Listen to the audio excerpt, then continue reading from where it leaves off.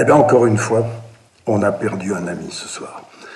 Claude Brasseur, c'était un acteur formidable. C'était un acteur de cinéma qui a fait 110 films. Aujourd'hui, c'est un peu de notre mémoire à tous qui s'envole. Puis c'est un acteur de théâtre aussi extraordinaire. La dernière fois que je l'ai vu, c'était dans Le Souper avec Claude Rich, où il était fabuleux là-dedans. Et puis Claude, c'était un ami. On a partagé ensemble beaucoup de moments d'intimité. Alors ce soir, je voulais vous offrir un document en entier. Voilà. Ça dure une dizaine de minutes, peut-être un peu plus, mais je voulais vous l'offrir en entier. C'était dans De l'autre côté du miroir. Je lui avais proposé de venir parler avec son papa, qui était mort longtemps avant. Et pendant cet entretien, j'ai appris plein de choses sur le métier d'acteur, et puis j'ai appris aussi plein de choses sur sa façon d'envisager la mort avec le sourire. Alors je vous offre ça, et puis comme il faut toujours se souvenir des bonnes choses, je garderai dans ma tête une phrase qui me balançait tout le temps, à chaque fois qu'on faisait la fête ensemble. C'est « Tu bois quelque chose avec moi ?» Voilà. Alors ce soir, exceptionnellement, mon Claude, je vais en boire un avec une dame que tu aimais beaucoup. Je te souhaite un bon voyage et mes amitiés à ton papa. Vous allez comprendre pourquoi je dis ça. Ciao, mon Claude.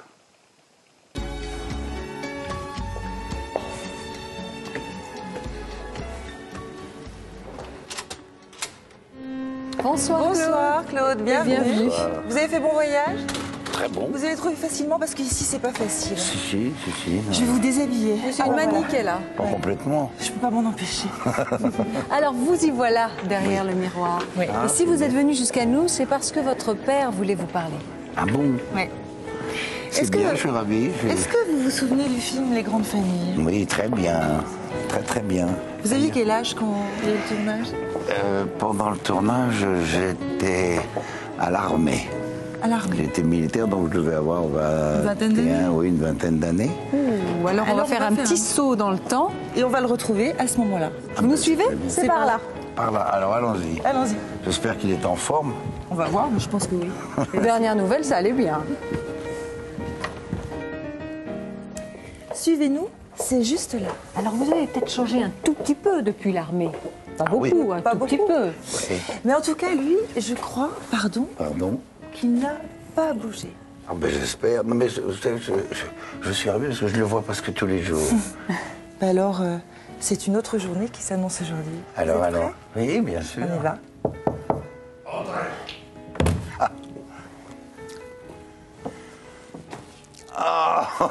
Bonsoir mon gars, Papa. comment vas-tu?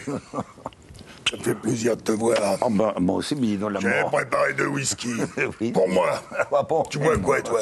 Un petit whisky aussi. Moi je vais te le chercher. Comment vas-tu fiston? La mort t'a réussi, hein, t'es en pleine forme. T'as marqué hein? Ça te fait quoi de venir de l'autre côté du miroir fiston? Eh bien, Assois-toi. ce qui me fait plaisir, Assois-toi ici. je vais te dire, ce qui me fait plaisir, c'est de te voir et de pouvoir t'embrasser, parce que je suis pas particulièrement ému, parce que je te vois pratiquement tous les jours, c'est l'avantage de notre métier. Malheureusement, je te vois par l'intermédiaire du poste. Alors, je ne peux pas t'embrasser. Alors en vrai tu peux pas m'embrasser. Non, mais Relève-toi, embrasse-moi encore une fois. maintenant, je Ça peux me fait enfin plaisir. t'embrasser. Oh, Comment tu vas? ça va bien, et toi, la mort t'a réussi, hein, t'es en pleine La bourre. vie te réussit très bien toi Oui, aussi. tu peux me rasseoir? Oh tu peux te rasseoir. Comment va ta vie? Mon Dieu, ma vie va très bien. J'essaye de faire honneur au nom de la famille. Je sais que c'est pas notre nom, mais enfin quand même. Ben oui, je sais, c'est pas notre nom. Mais non, ça va bien. J'essaye de faire honneur à la famille ainsi que ton petit-fils, Alexandre. Alexandre. J'en ai entendu parler, il paraît qu'il se porte très bien et qu'il maintient le nom de la famille dans le cinéma. Oui, exactement. Alors comment s'est déroulée ta carrière depuis le... Écoute, elle se déroule tranquillement, tout doucement. J'ai fait exactement ce que tu m'as dit de faire, c'est-à-dire que j'ai appris. Tu m'as toujours appris une chose, tu m'as dit toujours un jour une chose très importante. Tu m'as dit pour être un acteur, il faut 2 choses. Une qui s'apprend et l'autre qui ne s'apprend pas. Alors il m'a dit, écoute, le prof que j'ai vu m'a dit, vous avez ce qui ne s'apprend pas. Maintenant, il faut travailler ce qui s'apprend. Alors t'as travaillé. J'ai travaillé. Je vais m'asseoir un peu parce que moi aussi je suis un peu fatigué. Je me souviens d'une lettre, quand j'étais militaire. J'ai reçu une très longue lettre de toi, au moment où tu allais tourner sous la direction de Denis de la Patelière, au moment où tu allais tourner Les Grandes Familles. On y est.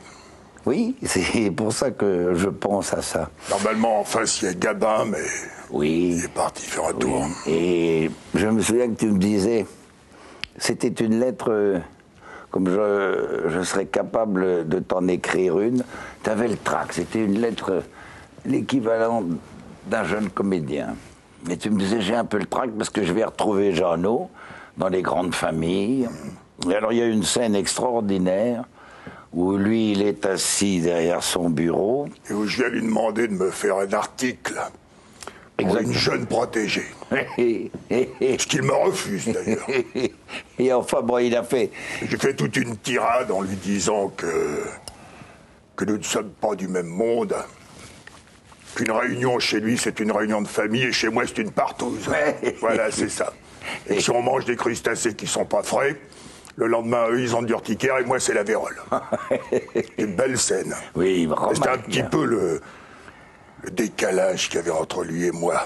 Oui, c'était une belle scène. Dans la vie, hein. C'est un des premiers grands films d'Audiard.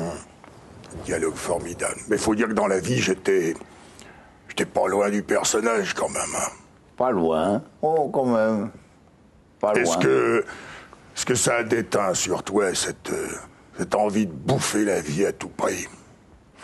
Je crois. C'est-à-dire, tu fais des conneries? Oui, bien sûr. Des grosses? Non. Non, mais plusieurs petites. Moi, j'en ai fait des grosses, moi. Non, mais tu sais... Moi, j'ai tout bouffé. J'ai profité de tout. Je me suis dit que ça valait pas la peine de se poser. Mais ça t'a réussi quand même, écoute. Quelque part. Tu crois que les gens ont gardé un souvenir de moi? Ah, non seulement un souvenir, mais c'est l'énorme privilège de notre métier, parce que tu n'as pas connu ça, toi. Et c'est très particulier de faire le métier qu'on fait, parce que, je te jure, j'ai vraiment pas l'impression de t'avoir quitté. Quand j'ai envie de te voir ou de repenser à toi, j'allume la télévision et je te vois en barbe bleue, en juge d'instruction, en voyou, en flic. Alors en fonction du papa que j'ai envie de voir, je zappe.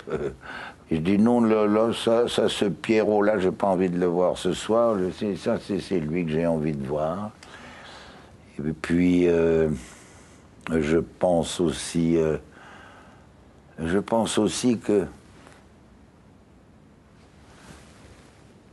un jour, on m'a dit, mais ton père travaille. Alors, je te remercie d'avoir choisi comme bureau un théâtre. C'est pas mal comme endroit comme lieu de travail. Je trouve que c'est bien comme bureau. Et malheureusement, il y a de moins en moins de tes collègues de bureau qui sont là. Il y en a beaucoup qui sont partis. François, Yves, Simone et compagnie qui étaient un peu notre famille, quoi. C'est un peu avec eux, par ton intermédiaire, que j'ai été élevé. Et malheureusement, ils s'en vont, mais alors là aussi, je zappe. C'est bien la télévision pour ça. C'est une façon comme ça de passer derrière le miroir. Je pense que pour les autres gens, pour les autres professions, ça doit être un petit peu plus difficile. Tu es très présent. Hein. Quand je dîne et que la télévision est allumée, j'ai presque envie de prendre la bouteille et de te dire, t'en veux encore un petit coup? Eh ben, Je te regarde, je t'écoute parler. C'est un bonheur. C'est un vrai ravissement. Je t'écouterai parler des heures. Il va falloir que tu t'en ailles maintenant. Tu dis que c'est un vrai bonhomme parce que tu sais que je te ressemble. Hein. En fait, lequel des deux? Ah, ça, on se ressemble, oui. Lequel des deux est derrière le miroir là, hein? D'un seul coup, on sait plus très bien. On sait plus très bien lequel c'est. Hein. C'est bien. C'est ça l'intérêt. C'est oui, c'est la magie de nos métiers. C'est des métiers magiques pour ça. Mais quand je serai mort, je voudrais te poser une question. Est-ce qu'on a le choix? Là-haut? Là-haut. Entre quoi et quoi? Moi, j'aimerais aller dans un endroit, non pas où on retrouve tous les gens qui sont morts, parce qu'il y a quand même pas mal de connards, mais j'aimerais aller dans un endroit où on rencontre les gens qui sont pas nés. J'aimerais bien me retrouver avec les gens qui sont pas encore nés. J'aurais 2-3 trucs à leur dire. Et puis, il doit y avoir des pointures quand même, là. Il doit y avoir quelques salopards aussi, bien sûr. Mais il doit y avoir des gens intéressants. Ça doit être amusant de découvrir tous les gens qui sont pas nés, non? Ça doit être très intéressant, c'est une idée superbe. Enfin, je te garderai quand même, parce qu'il te faut des surprises. Je te garderai le petit coin dans lequel j'habite. Oui. Il y a un endroit là-haut que j'ai découvert et que moi seul connais, les autres n'y viennent même pas. C'est un théâtre. Ah oui.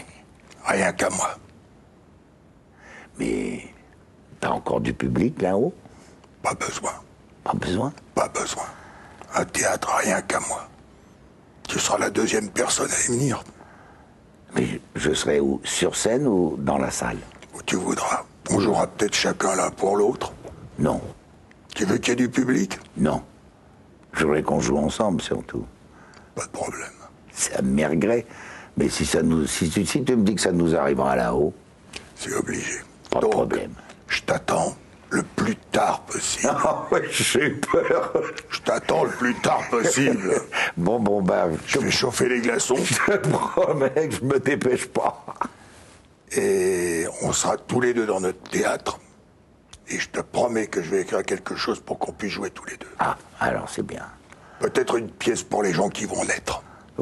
Voilà. Ça serait bien. Alors avant de partir, je voudrais que tu passeras par là-bas, tu prendras... Oh, je t'ai ramené des petites choses à emporter, des trucs à bouffer. Parce que je pensais que ça te ferait plaisir. Et rien à boire? Ben, je vais te dire ce qui me trouble le plus dans tout ce qui s'est passé ce soir, c'est que j'étais tellement fasciné par le fait de te parler que j'en ai même pas bu mon verre. Alors ça, c'est terrible, ça m'est jamais arrivé. Allez, fais le fiston.